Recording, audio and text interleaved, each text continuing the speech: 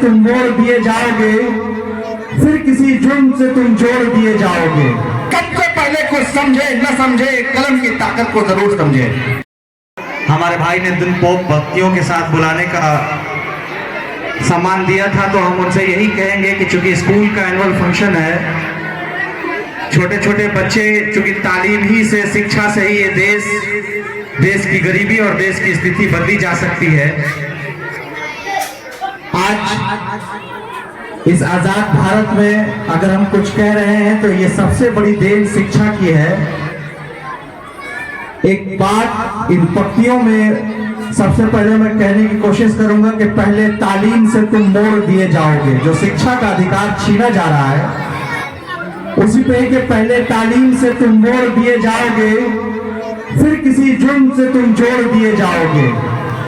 आज प्रशासनिक व्यवस्था कभी किसी को उठा के, हम जैसे पिछड़ों को, असहाय को, कभी बालू के नाम पे, कभी दारू के नाम पे, कभी किसी नाम पे, उसी पे शायर कहता है कि पहले तालीम से तुम मोड़ दिए जाओगे, फिर किसी जुर्म से तुम जोड़ दिए जाओगे। भारत के हिंदू मुसलमानों, मैं आपसे कह रहा हूं कि हाथ से हाथ की जंजीर बना के निकलो, वरना धागे की तरह तोड़ दिए जाओगे। आज नावाडी रोहतास की पावन धरती पे मॉडर्न इंग्लिश स्कूल पिछले कई सालों से हमारे मित्र, हमारे दोस्त, हमारे अभिभावक, हमारे एक शिक्षक आजादी सेवा दे रहे हैं। एक अच्छी तालीम, एक अच्छा शिक्षा व्यवस्था कायम की गई है। यहाँ पे मौजूद बाकर रजा साहब, डायरेक्टर मॉडर्न इंग्लिश स्कूल, आजाद साहब, डॉक्टर साहब, हमारे पत्रकार बंधु, खादिम साहब और जहां जहां तक नजर पहुंच रही, हमारी एक बहन जिन्होंने बीपीएससी में अपना नाम रोशन किया इसी स्कूल में पढ़ा के, उन समेत उन तमाम लोगों को बधाई जो अभी देख रहे हैं, जो सुन रहे हैं। आज इस स्कूल में हम लोग पहुंचे हैं। आज लोग 10 मिनट खर्च करेंगे, कुछ सीखेंगे, कुछ सुनेंगे, कुछ समझेंगे और अहद करेंगे कि जब यहां से निकलना है तो कुछ बदलना है। स्कूल का मतलब शिक्षा और शिक्षा का मतलब आजाद भारत में बाबा भीमराव अंबेडकर। वो बात मैं इसलिए कह रहा हूं कि शिक्षा के अभाव में जिस वक्त जिस जुल्म के साथ, जिस सामाजिक प्रताड़ना के साथ बाबा भीमराव अंबेडकर ने ना अपने शक्ल, ना अपनी जात, ना अपने कद, ना अपने पद को, बल्कि तालीम को, शिक्षा को इतनी मजबूती से पकड़कर पूरी दुनिया को यह आईना दिखाया कि आपके समाज का एक छोटा सा भीमराव अंबेडकर पूरी दुनिया में संविधान रचयिता, भारत दुनिया के सबसे बड़े देश का संविधान लिख के ये कहता है कि जब हम कलम उठाते हैं तो संविधान लिखते हैं और दुनिया को आईना दिखाते हैं। तो जरूरत है नाराज इस स्कूल और इस समाज में रहने वाले लोगों के लिए कि सबसे पहले कुछ समझे न समझे, कलम की ताकत को जरूर समझे। और कलम की ताकत तभी मिल सकती है जब आप अपने अधिकार का मुतालबा करेंगे, जब आप अपने अधिकार का सवाल करेंगे।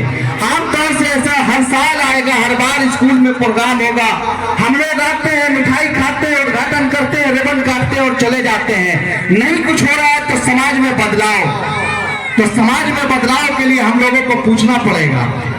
कल जिला अधिकारी महोदय का एक वीडियो देख रहे थे, वो एक बच्चे से कह रहे हैं राजपुर प्रखंड में कि प्राइवेट स्कूल से अच्छा सरकारी स्कूल है, बेटा तुम वहां जाया करो। महोदय, आपको आंकड़ा पता होगा कि आज भी भारत के 70% बच्चे सरकारी विद्यालय ही नहीं जाते हैं, और जब बात कुछ बदलने की आती है तो प्राइवेट स्कूल, प्राइवेट विद्यालय वाले लोग अपना योगदान दे रहे हैं। क्यों नहीं आपका शिक्षक, आपका इतना मैनर होता है कि प्राइवेट स्कूल पे ताला लगवा दे, मगर जो शिक्षक प्राइवेट स्कूल में बैठ के दिन भर वक्त काटता हो, वही शिक्षक सरकारी स्कूल में बैठ के वक्त काटता हो, शाम में ट्यूशन पढ़ा रहा है। सिस्टम में कहीं ना कहीं कोई ना कोई गड़बड़ी तो है, और उस गड़बड़ी का सवाल करेगा कौन? हम और आप मस्त हैं देश में चलने वाली और राज्य में चलने वाली सरकार के जात के नाम पे प्रताड़ना करने वाले पर। जब कोई बच्चा आपके बीच से आवाज उठाएगा तो कुछ लोग कहेंगे कि दलित का लड़का बोल रहा है, अब उसके पीछे हम लोग जाएंगे। कुछ लोग कहेंगे कि जहां पर कुशवाहा की आबादी है वहां यादव का लड़का बोलेगा। कुछ लोग कहेंगे यादव की सरकार में मुस्लिम का लड़का बोलेगा। कुछ लोग कहेंगे मुस्लिम की सरकार में ब्राह्मण का लड़का बोलेगा। हम ये कहते हैं कि बाबा भीमराव अंबेडकर ने कहा था 133 करोड़ लोगों के लिए, हम भारत के लोग, हम भारत के लोग, हम भारत के लोग। जब बात भारत की होगी हम बोलेंगे, बात एकता की होगी हम बोलेंगे, बात स्वास्थ्य व्यवस्था में घोटाला की होगी हम बोलेंगे, बात शिक्षा में होगी हम बोलेंगे। बोलने के लिए अधिकार आजाद भारत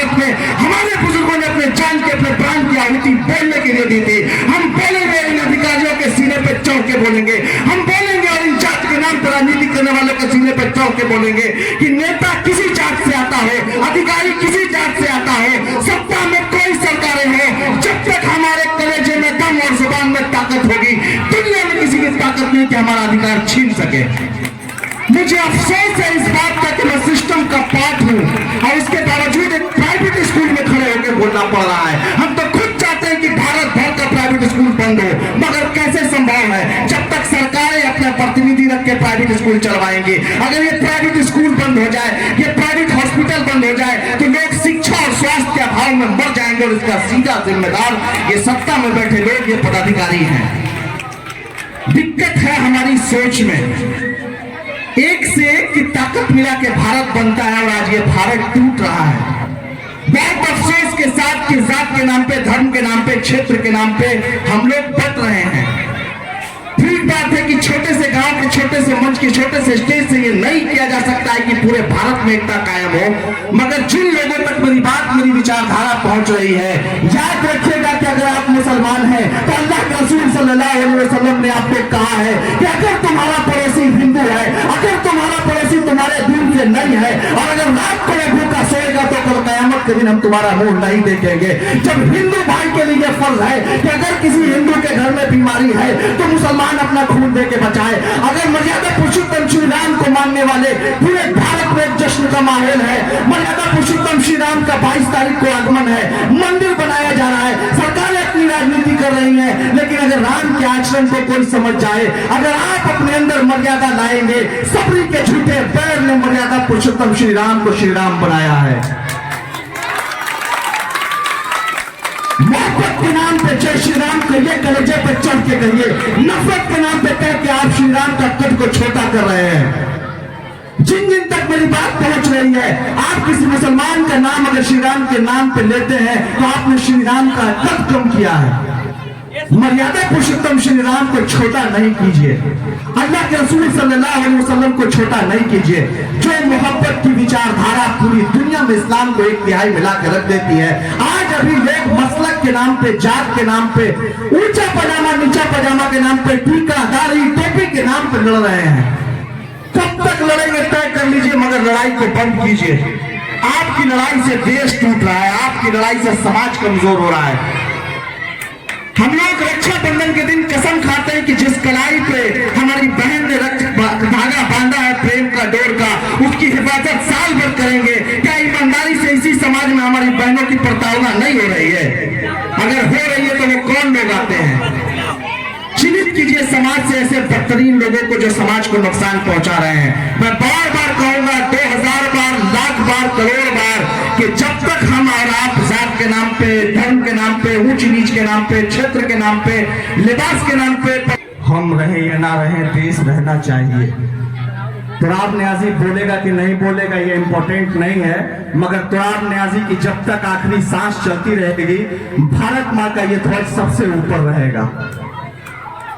हम रहे या ना रहे, देश रहना चाहिए।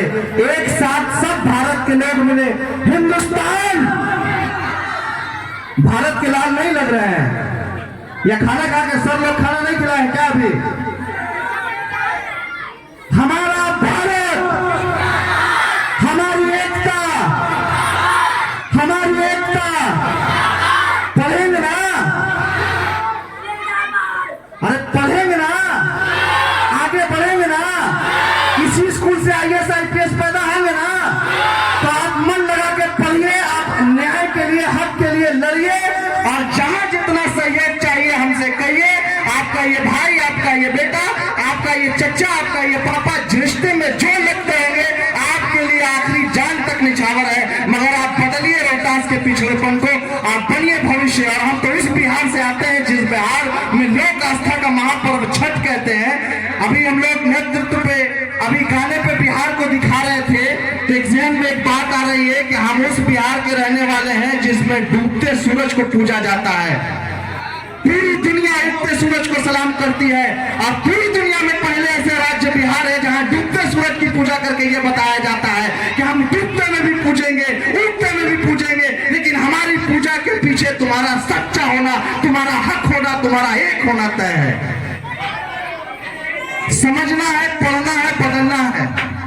और इस बदलने के संकल्प के साथ हम लोग आपसे विदा लेंगे। बहुत शॉर्ट में बोलेंगे, कभी कोई पॉलिटिकल मंच होगा तो बोला जाएगा, मगर मजबूती से पढ़िए।